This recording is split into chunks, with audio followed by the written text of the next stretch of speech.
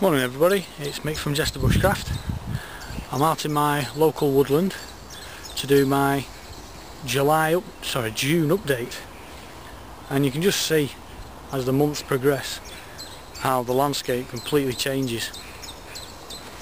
I've been here previous months and this has just been all fields. If you look now, it's all overgrown.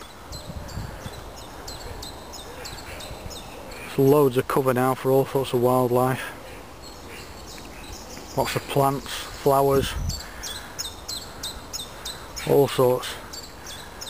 It's just totally different and it's great.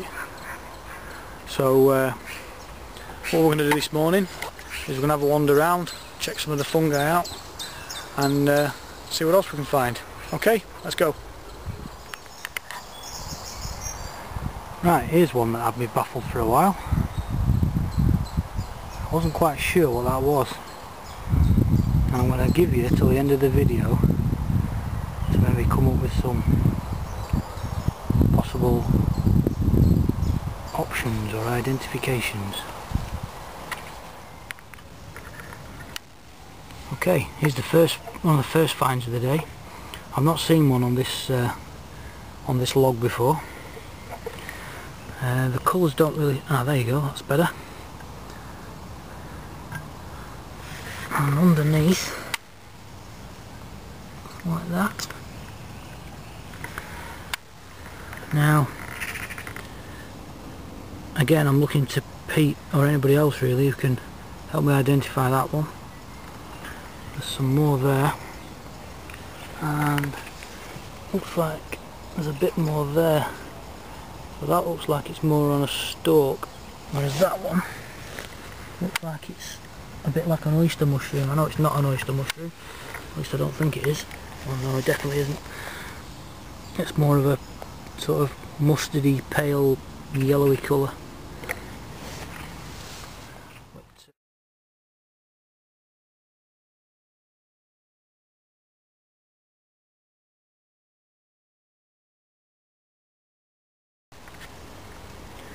This is an area I've brought you to before, usually for that kind of thing, bottles, cans, and there's so much broken glass around here, it's ridiculous, it's getting worse. But back to the wildlife side of things, we were here recently showing you the wild garlic and the ramsons, which were all over this patch here, absolutely covered in it. I did a little taste test. You can see there as certain things are starting to grow and appear, other things are starting to disappear, and you can see there that all the ramsons have completely died back now. There's just a few little wisps left. So things come and go. The landscape's always changing, but it's certainly a lot lusher and a lot more vegetation now, which I quite like, and there'll be certain bits of fungi starting to appear as well. So we'll crack on and we'll see what else we can find. We'll just go into this area here, and I don't know if it's the right time of year or not, but I've just been hit with a smell I've smelt before on a fungi foray, and it was the stinkhorn. Now, I think I have found, I didn't know at the time, a stinkhorn egg just over there, and I'm wondering if it's the right time of year for them to start coming out. Could be completely wrong, but I literally just walked, and I just got a whiff.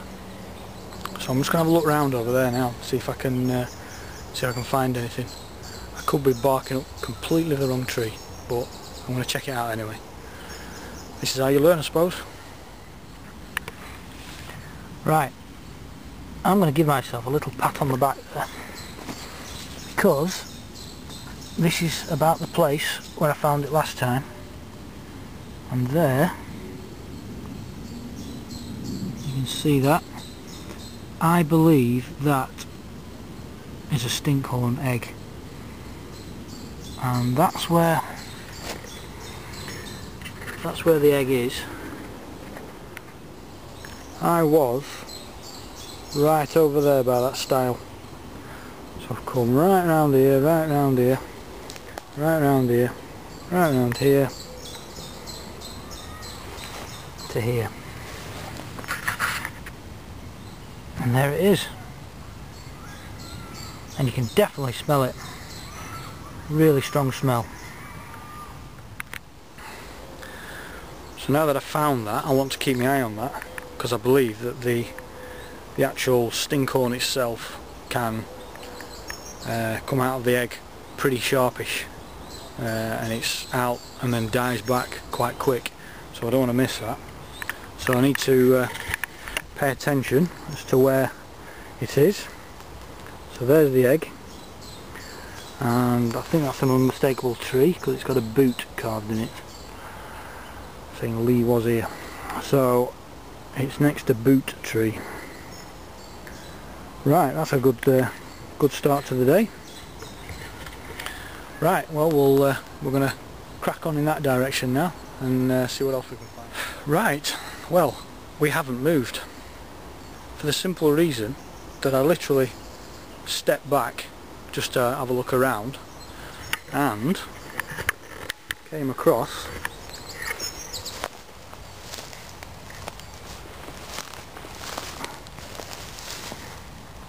that, which is without doubt the stinkhorn. There's the egg down at the bottom, down there, and you can see how that, it's amazing how that has come out of that egg. But not only that, right next to it there's another one. I don't know whether you can see that, but there's loads of little beasties running around inside it, probably feeding off it. But not only that, if you come down here, just there,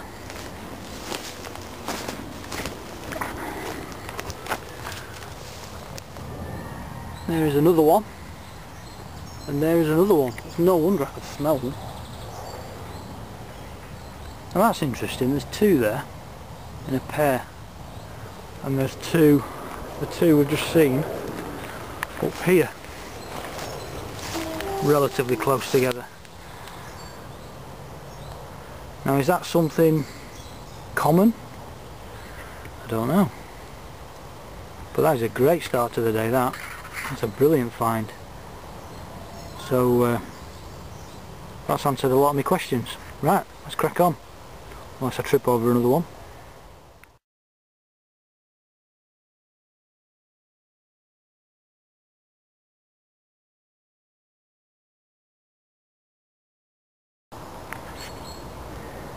Here's a fungi I brought you to before.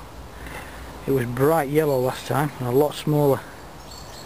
That's now changed colour. I don't know if that's in the end of its days, whether it's just changing its form. Actually, there's some more over there. Look over there. There's a squirrel just runs above my head. Two squirrels. And there.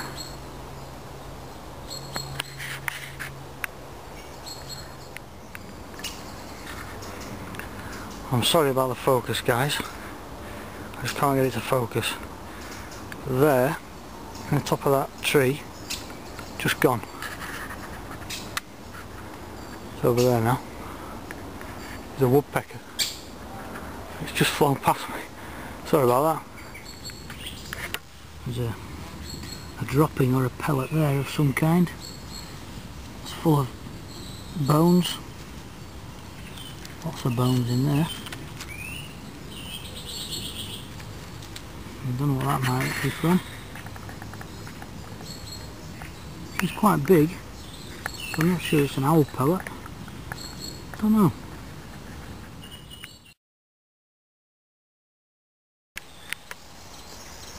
There's lots of honeysuckle around here. You can see it all entwining itself. What I like is it's wrapping itself around all the nettle stalks. Safety in numbers. And some of the flowers over there. This is an area that I usually find easy to get through, but I'm really having to scrabble my way through today. Sometimes things are very difficult to spot.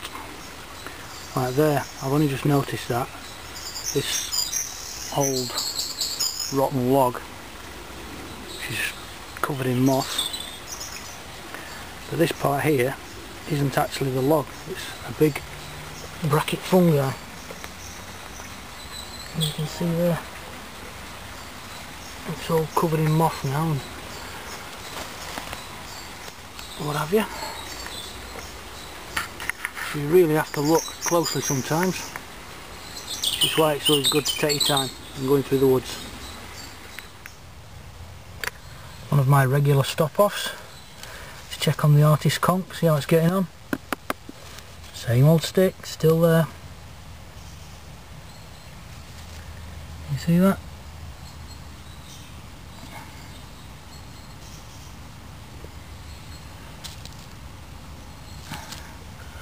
Another smaller one, starting to get a bit bigger now.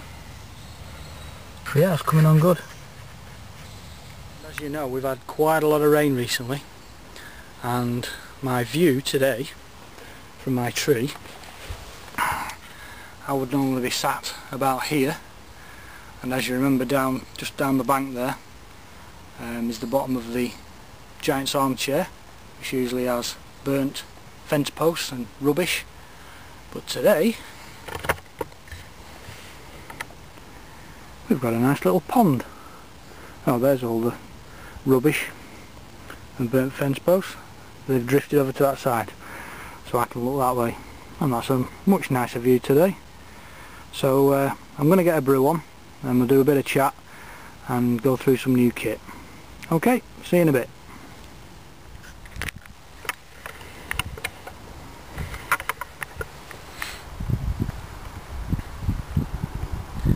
Right, I've just took time out from the my Woodland update, my June Woodland update, just have a brew, and I just thought whilst I've got the brew on, have a bit of a chat, tell you about a few things that's been going on.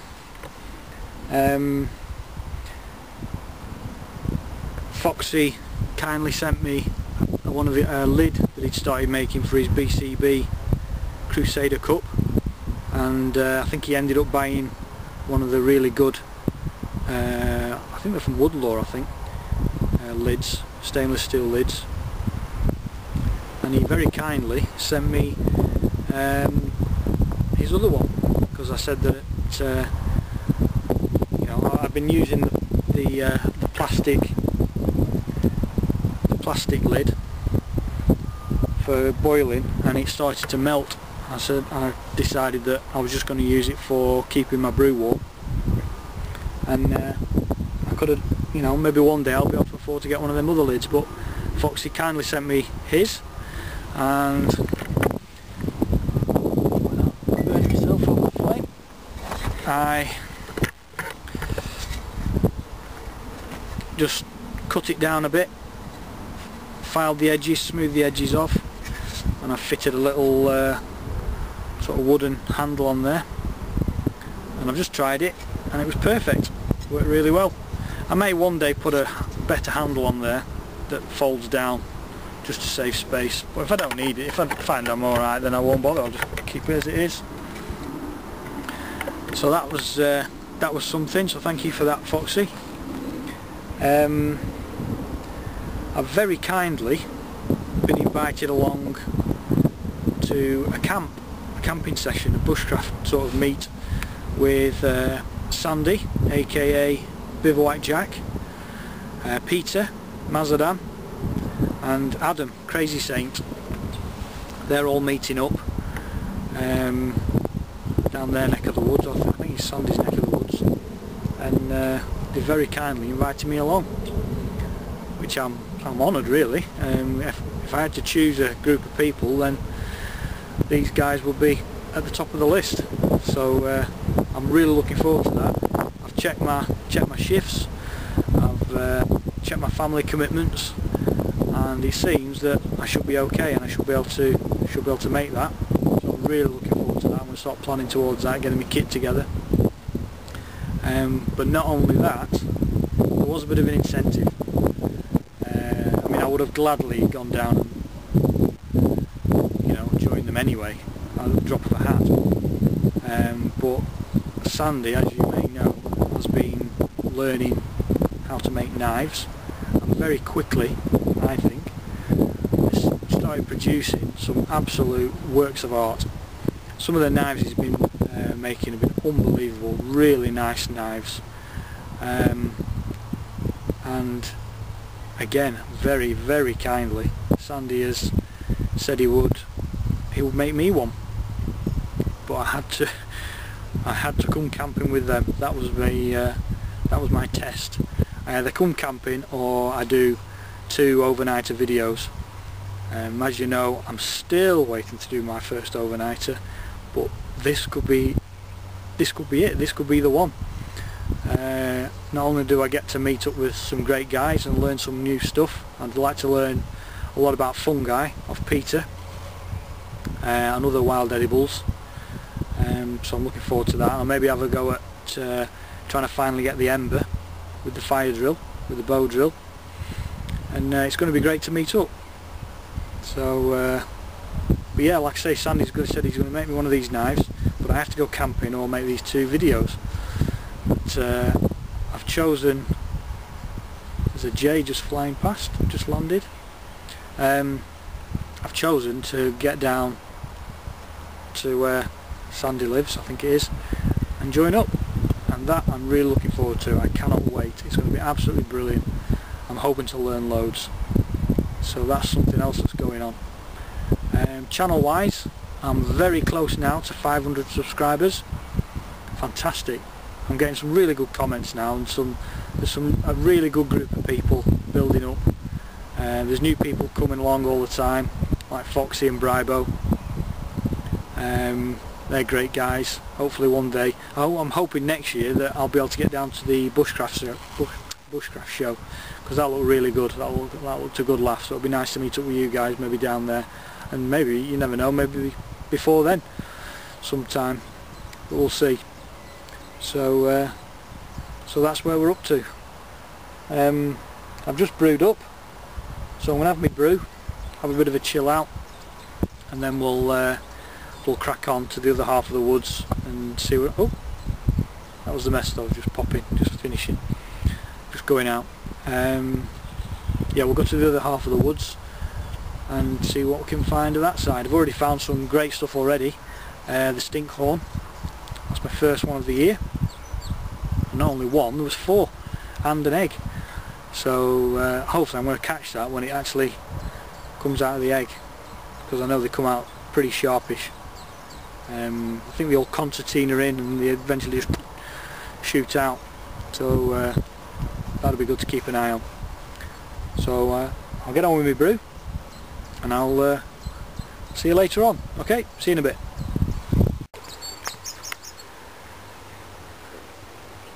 Some common sorrel there.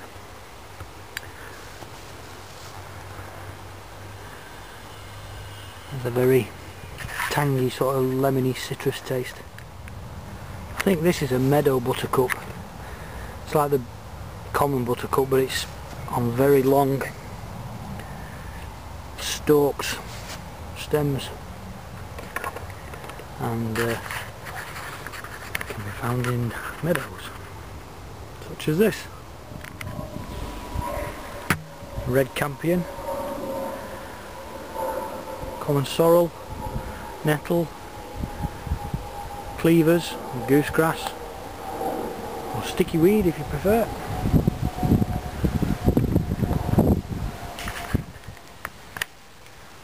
I'm just walking along and I just spotted that on the leaf. I thought, oh, what's that? And if you look closely, it is a moth. It's very well camouflaged. Just looks like a leaf. Even that little white tuft on its head just gives it the illusion of being a leaf or a bit of wood or something. Really clever. Little wood lice there as well, I think.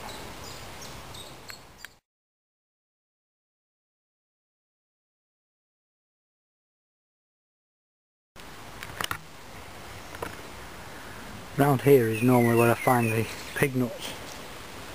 And there's usually loads of them. But I'm struggling to see any. So I'm assuming that they have done for the year. Either that or they're all hidden underneath all this undergrowth. Have to check me book when I get home. And no sooner as I hit the pause button, I look down and there's the, I don't know if you can make that out, but there's the remnants of one. It looks like it's dying back now, it's going yellow. Don't know if you can even make that out. You can just see down there, where's my finger, there, all the flowers have disappeared. So it looks like that's it for the pig nut for this year. Nothing to report on the apple tree. All the flowers have gone now. And it's just starting to rain, which is good because I'm just going to the end of my walk now and I'm heading back to the car.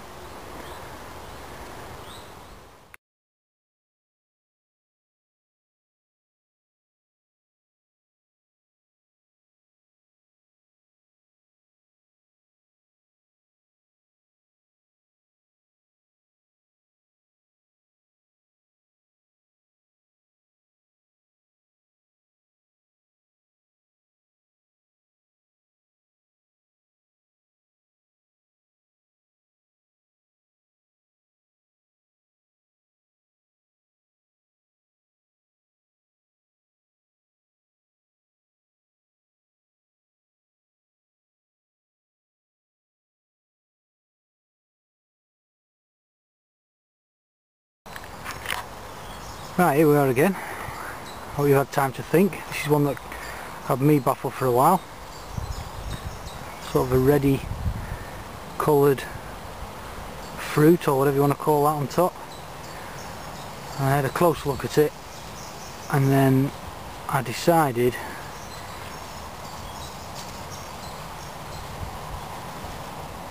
that it's a bead. It had me fooled for a minute. Anyway, hope it fooled you as well. And I'm not the only one.